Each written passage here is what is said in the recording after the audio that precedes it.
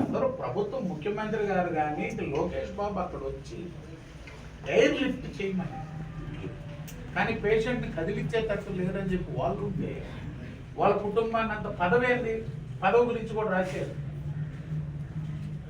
పదవి మీ కుటుంబానికే పదవి ఉండాలంటే ఆస్తులు నా పేరుతో మార్చండి, నా ఆస్తులు నాకు మార్చండి బినామీ. ఈడ ఇంకోటి కూడా తెలియజేయాలి మీకు,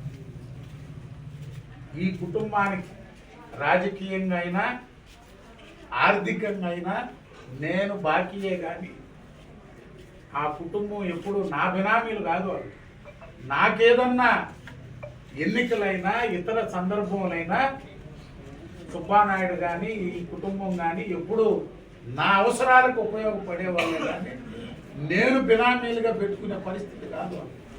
ఈ రోజు కూడా రాజకీయంగా కూడా నేనే వాళ్ళకి ఇంకా ఏదైనా చేయాలి, ఆర్థికంగా కూడా నేనే వాళ్ళకి ఇంకా ఏదైనా చేయాల్సిన పరిస్థితి ఉంటాయి. కానీ బినామీలను రాసేది వాళ్ళకి అంత పరిస్థితి లేదు.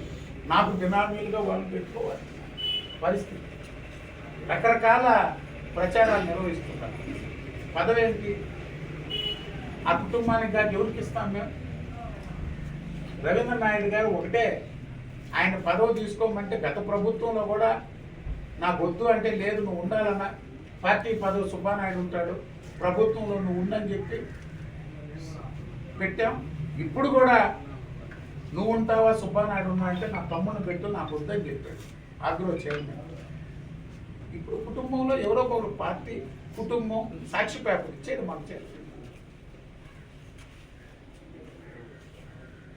పదవి ఇచ్చేది, పదవి వాళ్ళకి కాదు ఎవరికి ఇస్తాం?